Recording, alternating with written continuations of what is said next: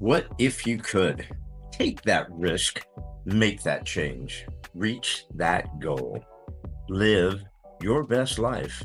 Welcome to another episode of the What If You Could podcast, where we get together with amazing experts and everyday people who share challenges, encourage healing, and explore the possibilities that life has to offer. I'm your host, Gary Scott, and I'm excited that you're along for the ride. Hey, everybody. Welcome to another episode of What If You Could. And I'm grateful for everybody who is kind of sitting in, subscribing, liking, sharing, doing the whole kit and caboodle for us. Today is a real special day. I've got a special man who's joining us. I'm going to go ahead and read his bio. Our gentleman's name is M.E. Mark Johnson. And Mark is a retired colonel of the United States Army, an Iraqi war veteran. He received the Bronze Star for his service in Baghdad and often writes of the trauma suffered by combat veterans. Mark also served as a Superior Court judge over a Veterans Treatment Court for 8 years, putting him on the front lines of the battle to help heal post-traumatic stress disorder, traumatic brain injury, addiction, and military sexual trauma from which so many veterans suffer. Now retired from the bench, Mark has earned a Master's of Fine Arts in Creative Writing from the University of California, Riverside. In his spare time, he enjoys helping veterans, serving on boards of veterans charities, rescuing dogs, and traveling with his family.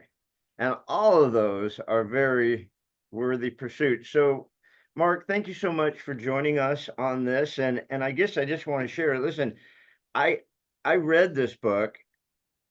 I used to be a really good fast reader until the radiation took my brain, but even then, I ripped right through this. It's a wonderful read, and I guess my first question, you probably get asked this all the stinking time. You're tired of it. Is how much of this book is autobiographical? Probably about 20%. And I uh, I basically describe a veteran, or the hero is a veteran named Randy who's really messed up. He comes back from all these wars after 13 combat tours. Got a wife who's divorcing him, kids who hate him. He finds himself in handcuffs, and his salvation comes from communicating with a cougar that's being kept in a bar in Rosarito Beach, Mexico. Uh, And trust me, somehow all of that works. All that comes and together. It's I'm awesome. not quite, and you're like the first guy that hasn't asked.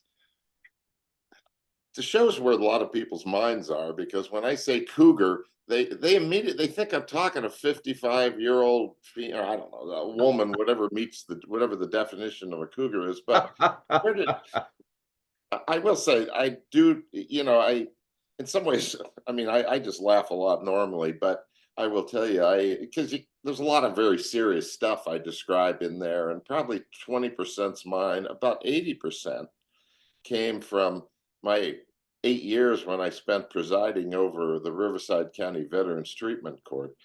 A lot of those horrible stories I heard directly from the mouths of veterans who were having a lot of problems and who were standing in front of me in court. They followed an almost predictable path. They would, like my character Randy, they'd get back over here, they couldn't function anymore. They'd have 3, 4 combat tours. They've got post-traumatic stress disorder. They just aren't functioning anymore, and everything that was keeping them alive doesn't have any value anymore.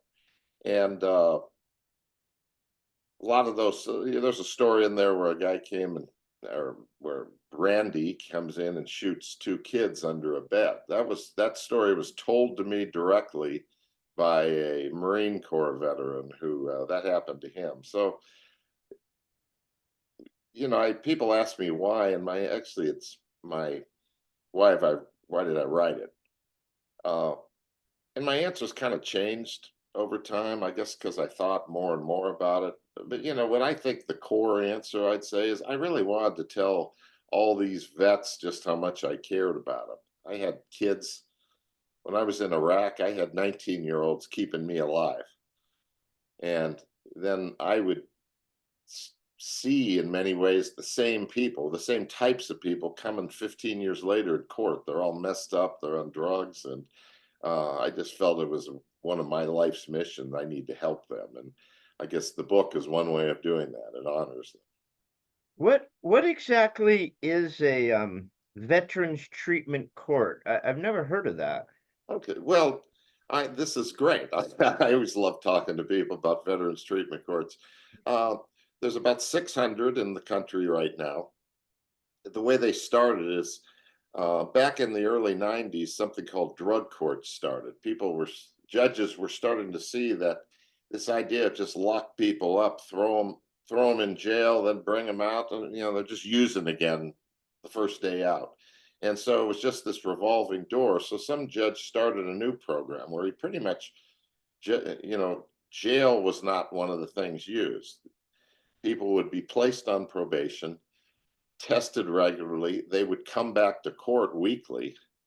And so there's a lot of judicial supervision. And ideally, there's like a treatment team: DA, public defender, probation, mental health, all working together to help this person.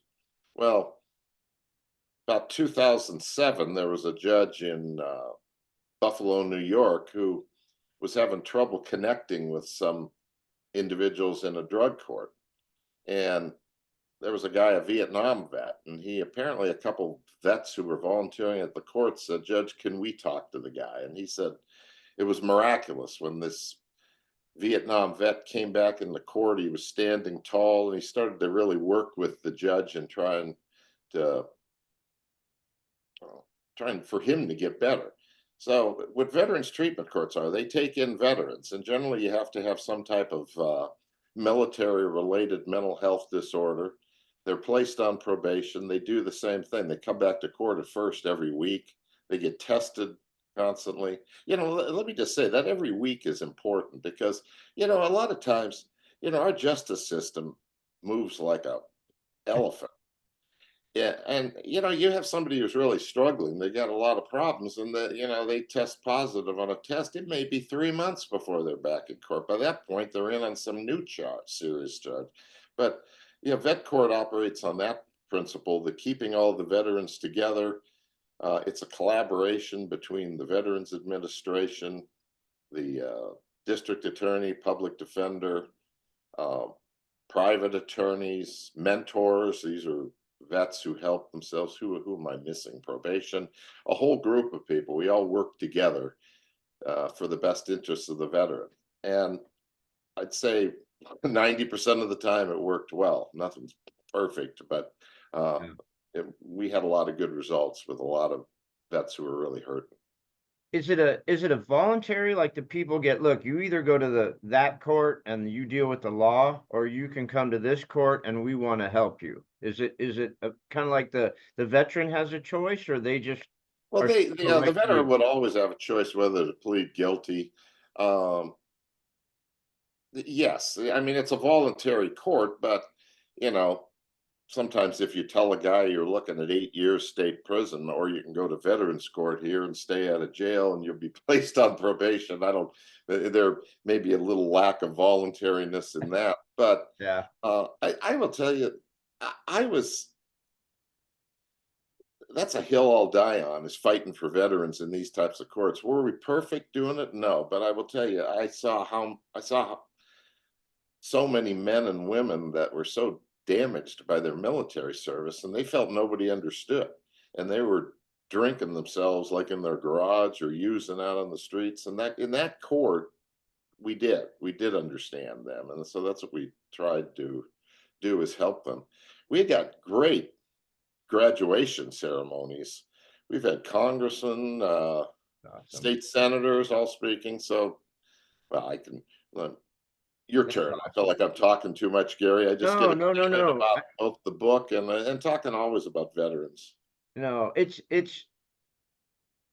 I I was when I was thinking about what I wanted to chat about on the podcast, it's never no one can ever talk enough. I'm only Yeah, doing this because I want to help people. That's the whole reason of What If You Could, right? Is to help people get through stuff. And yeah, so that was my first thing is I want to cover the book because it's such a great book, but so much in the book. And I have a son, our son's in the military. He's 10 years in now, I think. okay. So it means a lot to me, and that's why I was imagining when you're, when you see these people on a weekly basis, I mean, you've gotta really, I mean, connect with these people, right? I mean, at some point, Oh, you're yeah. in these people's lives.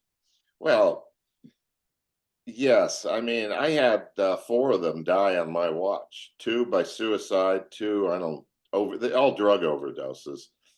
I don't know if 2 if suicide or they just didn't care, but, sometimes we don't realize how much pain and they're in, and, they tell you I've heard this dozens of times from experts, "Don't take it personally, don't take" I was never able to really do that. I always did take it personally, and, somebody be doing well, and then they relapse, and you shouldn't. That's just a part of the healing process. But sometimes I would take it personally. I did my best not to.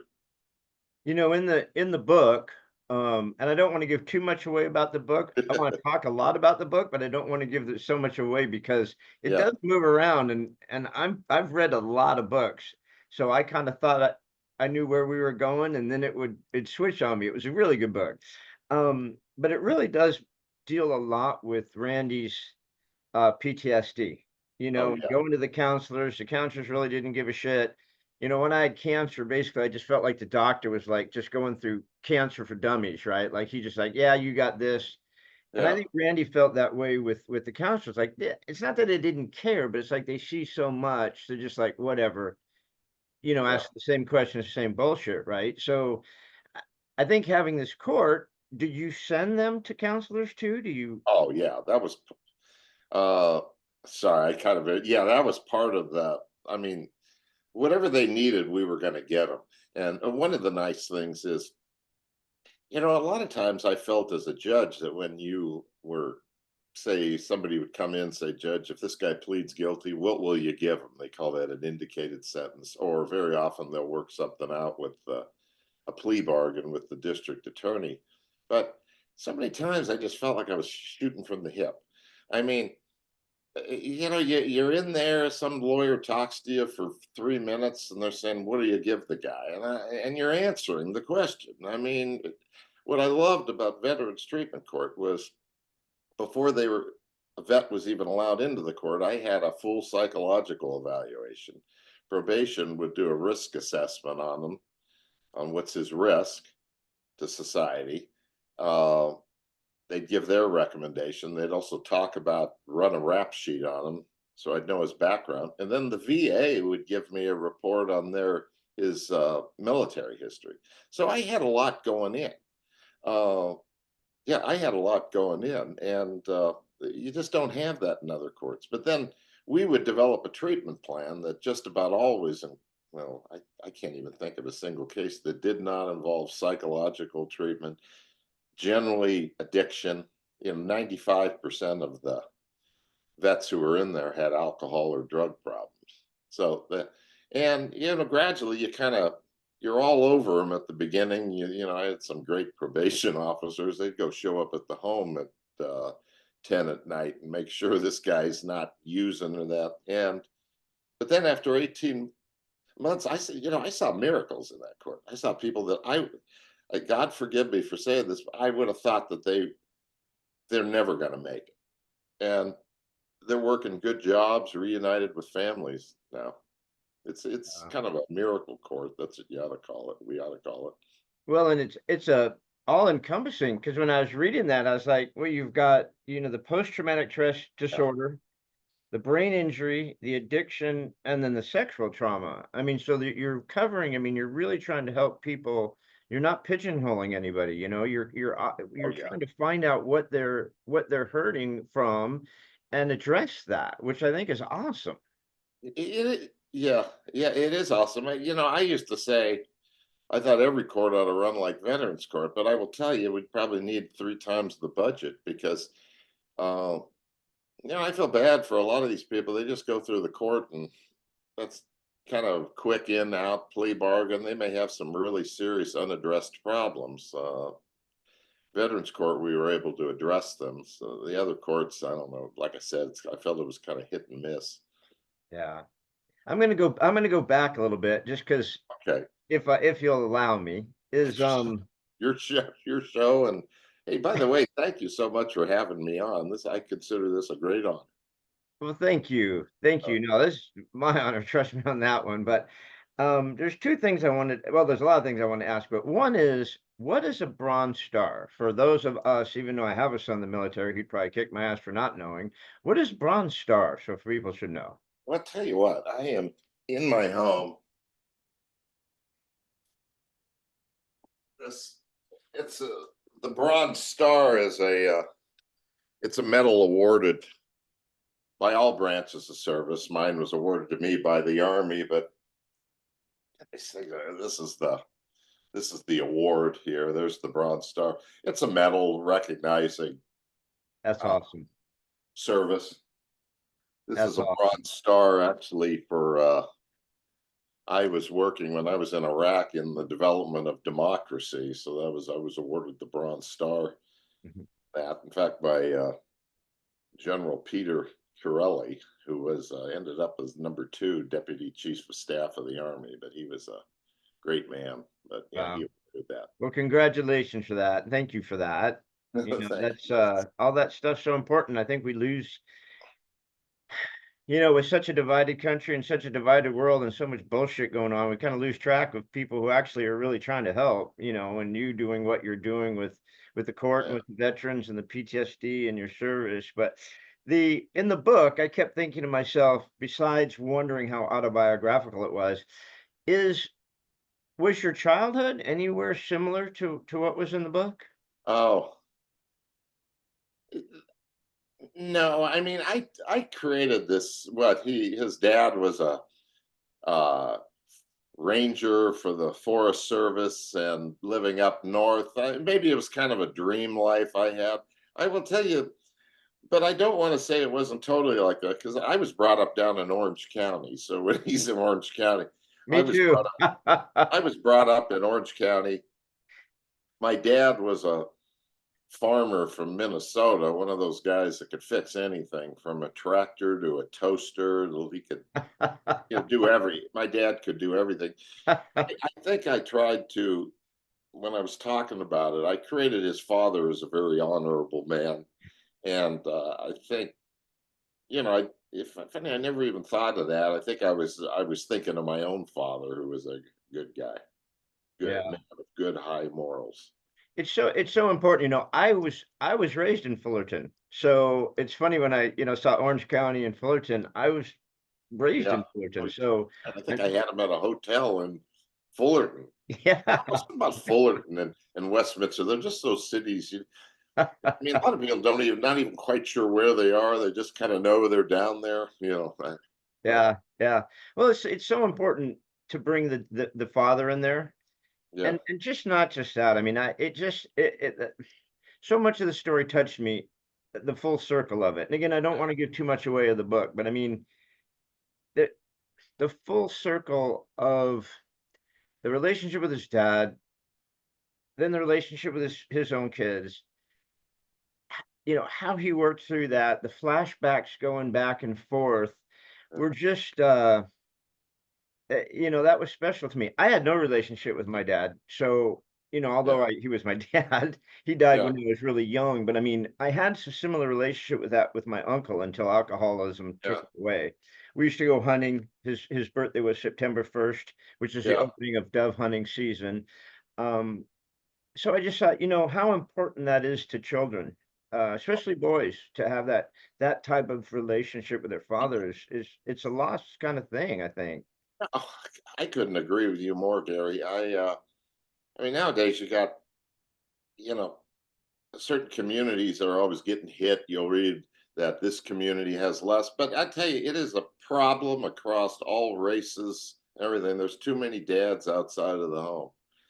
dads not raising their kids and letting the state do it or letting the streets do it. And yeah, no, I feel blessed that my parents were always together. And my, like I said, my dad, he wasn't quite this guy who's up there hunting grizzly bear in northern Idaho, but yeah, he was a good, decent guy. Well, he probably taught you how to fix shit. I can't fix anything. Well, sadly, I'd say just recently I just said to my wife that my dad who could fix anything ended up with two sons who both ended up as lawyers who had two left thumbs or whatever the phrase is. We never were good at, my brother Greg and I are never good at fixing much of anything. I certainly tried. That's And like I tell people, I tell people I have a screwdriver. I just don't know which end to use. I'm sure I could figure it out. My wife's way more handy than me, but yeah, no. So I thought that relationship that you built in there was super important, and I think I gained from that, and I think I really wish we could somehow bring that back. I know we've talked about the old days, whatever, like they were better or not. I don't know if they were or not, but the relationship with the family, how important that is, yeah, and losing it, gaining it is so important. I'm so close to my sons. I lost my yeah. first wife to cancer, but so close to my first sons. But thanks again for joining us on another episode of What If You Could podcast. Please subscribe, like, share, and give us any feedback. We'd love to hear it. And remember, if you can dream it, you can do it. See you next time.